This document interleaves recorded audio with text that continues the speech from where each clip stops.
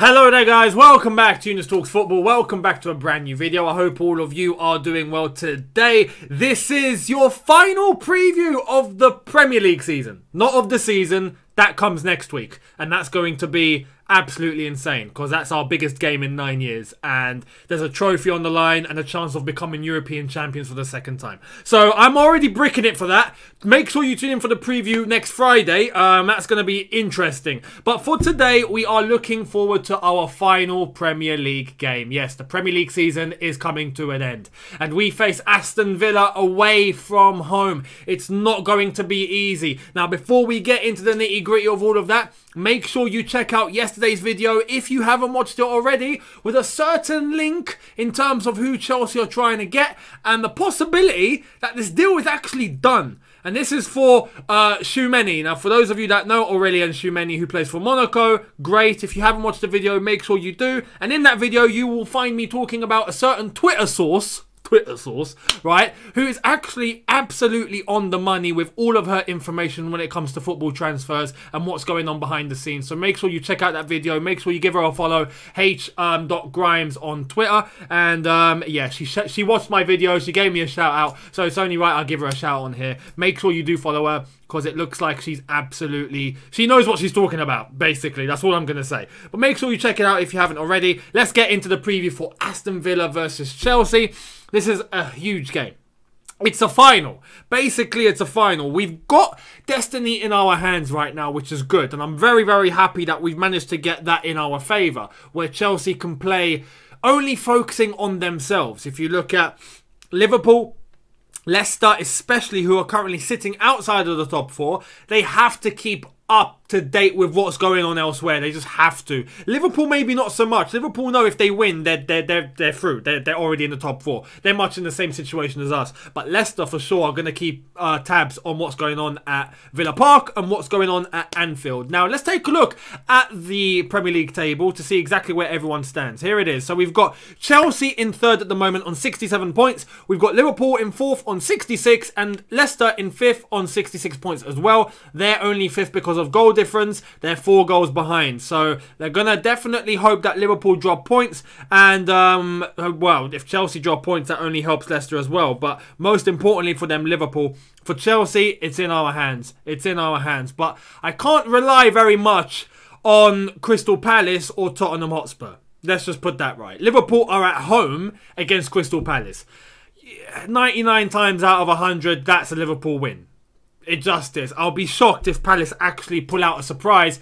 I can see why they might actually give everything. They've got nothing to play for. Crystal Palace, as it stands right now, can only get up to 12th and might drop into 15th. So there's not much in it. There's nothing there to really fight for. The only thing they're fighting for is Roy Hodgson's last day at the job. Simple as that. They might want to go out on a high for Roy Hodgson and send him off in a good way, tell him goodbye and thank you for everything, because he's leaving Crystal Palace. Frank Lampard is linked with the job and it looks like he might be getting that, so keep your eyes peeled. I think Lampard's going to get the Crystal Palace job. I hope he does. But Crystal Palace, not much to fight for. Tottenham Hotspur, I've just got no hope in them.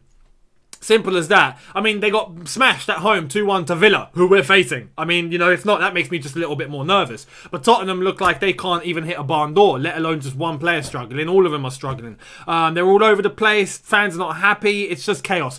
I don't expect them to go to Leicester and win. I'll be really surprised. So I'm not counting on Tottenham. I'm not counting on Palace. I just want us to look at ourselves, get a result, and hopefully that's it. If we win, we've done it. If we've drawn, we're in trouble. And we've got to start looking to Anfield and Leicester, hoping that one of them have dropped points. It's a massive game tomorrow. We have to win. Just win tomorrow and stuff the rest. Simple as that. No disrespect, of course. But we've got to focus on ourselves. We can nail third place in the Premier League table. Let's go and get it. Now, in terms of team news, it looks like everyone is in good recovery at the moment. Kovacic is back, and we know this. Christensen might be available. It's looking like that he will be in the squad to travel to Villa Park, whereas Kante is a bit 50-50, and I don't expect him to show up for this game. So, when bearing that in mind, Kai Havertz as well, I don't think he'll be risked, even if he can play, but I don't think he'll be risked whatsoever with a Champions League final coming up.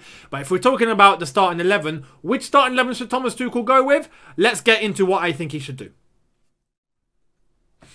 So, I think it's only right that we start off with the goalkeeper, and it's Edouard Mendy, because that's it for Kepa, that's it. Nothing against him, I'm just saying, Edouard Mendy's #1. He needs to play this. He needs to play the Champions League final. Simple as that. We move into the back three, and I would go with Azpilicueta, Thiago Silva, and Antonio Rudiger. Now, disclaimer, I'll understand if Thiago Silva gets rest, or even Azpilicueta, but I don't think they will. I don't see much of a reason to. I don't see much of a reason for Azpilicueta to get rest. I think that's okay. He's had a little gap since the Leicester game, and I think he's recovered. Thiago Silva, because of his age, I'm guessing he's also okay. We've got to bear in mind there's a week from now until the Champions League final, so that a week is more than enough for everyone to get back to full fitness. So I don't see the reason why I have to drop anyone or rest anyone for the Champions League final. Of everyone, even if they play 90 tomorrow, will be okay for a week's time in Porto against Manchester City. So for me, this would be the back three. It's our strongest back three. And yes, Azpilicueta goes back to right centre-back, because I feel like we can do better with him in that position rather than right wing-back. And Reece James can play either. So I would go with Azpi back in his original position of right centre-back, and Reece James at right wing back. So I'm going to start off with him. Reece James at right wing back and Ben Chilwell at left wing back. Our two strongest wing backs, that's for sure. They have to play. We're going with our strongest team. There's good attacking threat. They're both on form. They're both playing very, very well, both offensively and defensively. They both look solid. Against Leicester, brilliant. So I have no issues with them continuing, and I reckon they should play tomorrow and also the Champions League final at this rate. So for me, those are the ones we go to. If we go to the double pivot in midfield, I'm obviously bearing this that Kante is going to be unavailable. That's just my opinion. He might not. He might not. I'm just saying he might play. But based on what Thomas Tuchel said in the press conference, I don't think he'll be risked. So for me, we go with Jorginho and we go with Mateo Kovacic. And hopefully we get to see that adaptability, that fluency between Jorginho and Kovacic, and how well they can move for each other. They can move the ball very quickly. I think there's a little bit more harmony in terms of passing on the ground between Jorginho and Kovacic than there is Jorginho and Kante, although they've done really, really well. And I just feel like we can use that to our advantage against Aston Villa, and hopefully we have full control of the midfield thanks to those two. If we move forward, I have to say I wouldn't change a thing. I'm just going to reveal all three. I'd go with Mason Mount, Christian Pulisic, and I'd go with Timo Werner. Now, personally, you can clearly see from the Leicester game, Timo Werner doesn't get goals as much as you'd want him to. But in terms of our forward men, he's the one that just brings the most to the table, it looks like. And it's crazy. Timo Werner is such a crazy player to analyse, because he does things wrong, but he does the most right. If you know what I mean? You know, you just feel like you're missing something when he's not there. But you know when he's there, he's not going to be the man to bang in loads of goals, but he'll be the man to set things up. He'll be the man to cause a nuisance. He'll be the man to press. He'll be the man to have the most pace. He'll be the man to, you know, put defences under loads of pressure. He'll be the man to link up with very well. It's just his first touch sometimes lets him down. He's offside about 50 million times, and he can't score very much. But apart from that, he's fantastic. I mean, it's insane. I just feel like he just needs to be in the team, though. He just needs to be in the team. It's crazy. He's such a unique player. I never thought I'd be saying, yeah, we got to play this guy. He's a striker. He can't score. He's offside all the time, but we got to play him because he's the best we got. I mean, when has that ever happened? When has that ever happened? It's crazy. It's absolutely insane. But yeah, he's got to play. He's got to play, basically. I would go with this three.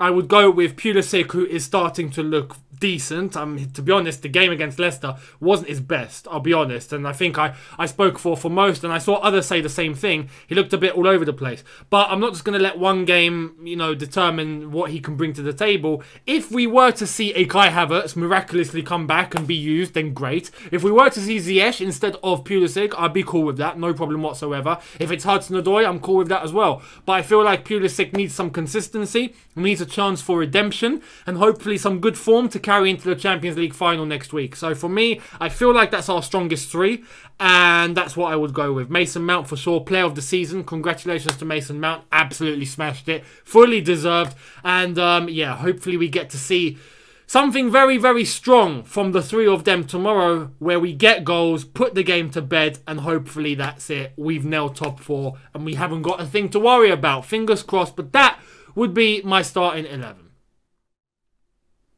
Now, in terms of a prediction, I gotta say, yeah, John Terry is on the other side.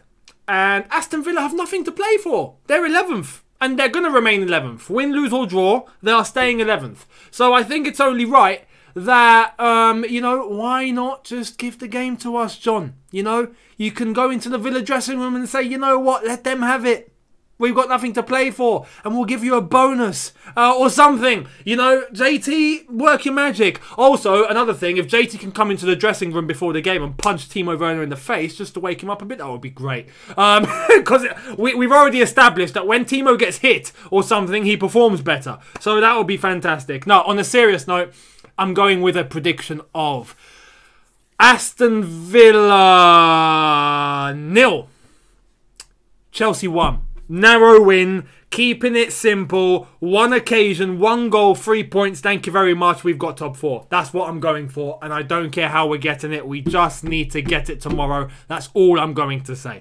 Come on, Chelsea, let's get 3 points, put everything on the line, and then we can go on to the Champions League final with some confidence. Hopefully Man City lose again tomorrow, that would be great, in order to knock their momentum down a little bit after the loss to Brighton. That would be fantastic, but Chelsea, let's get 3 points. Let's get top 4 in the bag. Come on. I'll see all of you tomorrow. Make sure you tune in for the watch along where I will be doing the Aston Villa Chelsea game. At the same time, I will be keeping tabs on Liverpool and Leicester. I will be watching those games here, but I'll have the Chelsea game as the main game. So make sure you tune in for that watch along. We can see how it's all going to unfold tomorrow.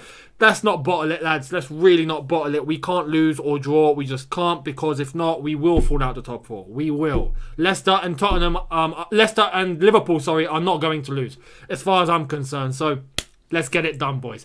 But anyway, thank you all for watching. I'll see all of you tomorrow on the watch along. After the watch along, I'll give you my match review as well.